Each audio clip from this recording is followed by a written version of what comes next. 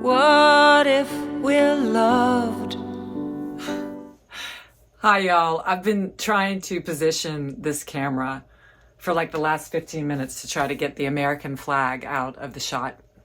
So I thought I'd just press record and just take a look at my perception and beliefs now around the American flag. Now that Trump has been elected and he's using the term "Make America Great Again," I don't know, I'm just associating with the American flag as not what I want to be associated with. So I took, even there's a sticker on my car. I bought it from a friend who had an American flag on it, and I literally took it off the car. So it's all perception. And I feel like I could even see that this flag, I could see the other flag was falling apart last time I visited my mother, and I thought, oh good, it's going to be history. And then now another shiny brand new flag has been put up. So her husband passed, and he served as a Green Beret in the Army.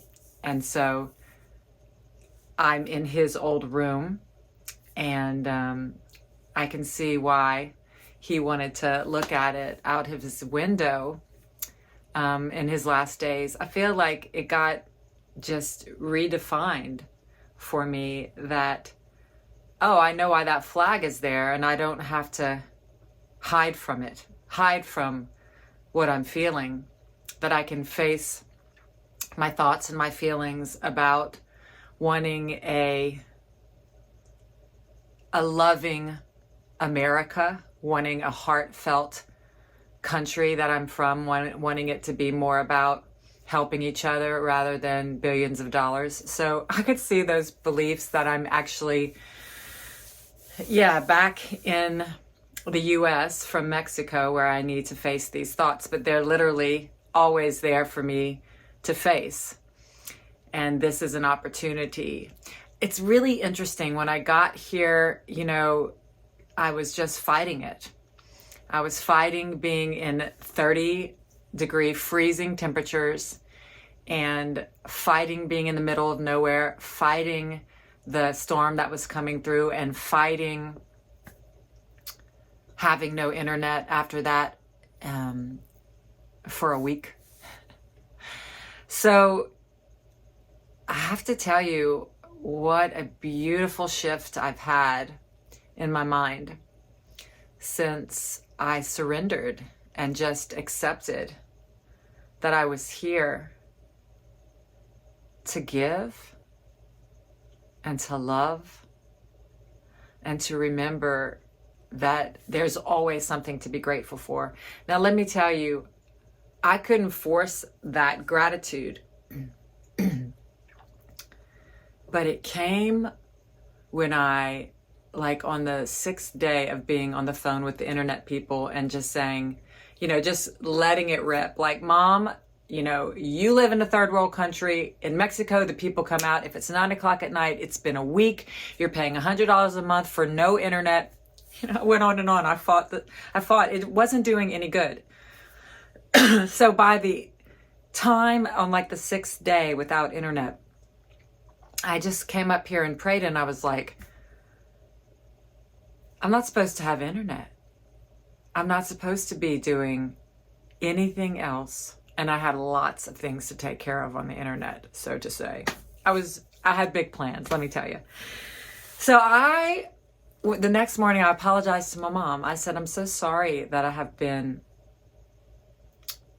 so upset about this, and I'm surrendering, and I'm just going to enjoy my time with you here, and I don't want to be on the internet. All my best laid plans are dropped now.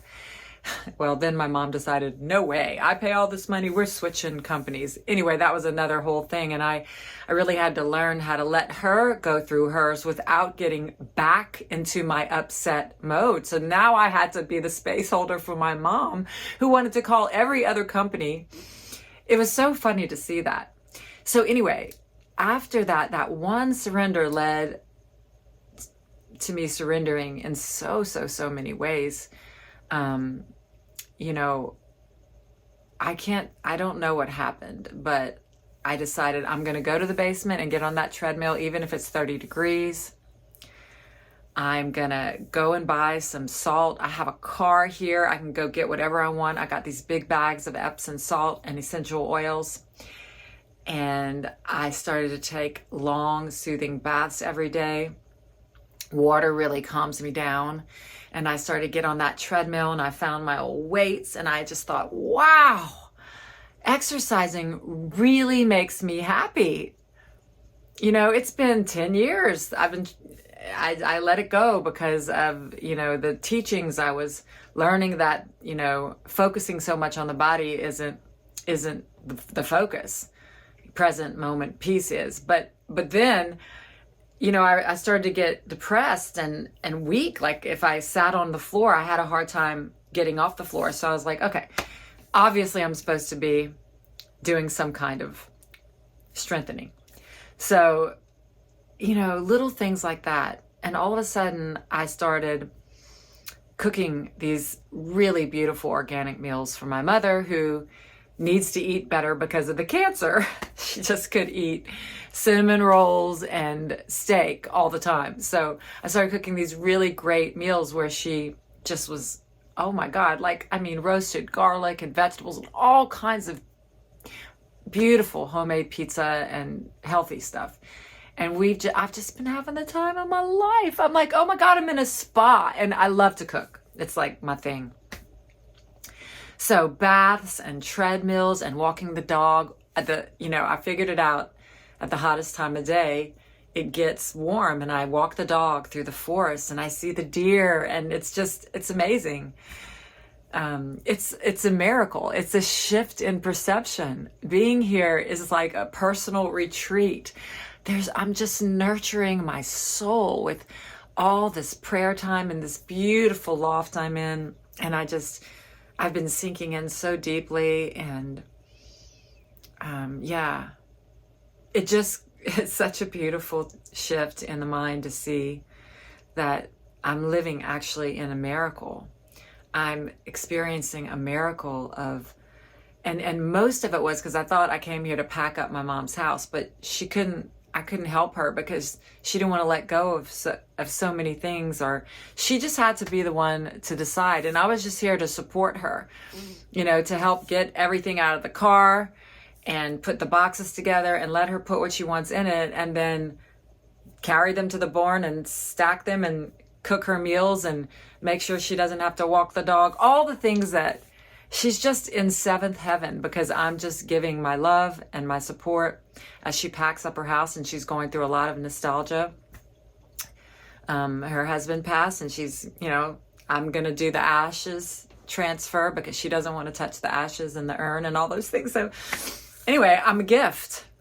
And that giving that I'm doing is really lighting me up. And also I'm also not sacrificing my own peace of mind, because I know if I'm not peaceful, then I can give nothing. So every morning she was like, we have coffee time in front of the fireplace and talk for 3 hours like me and my husband used to do. And I was like, Mom, that doesn't work for me.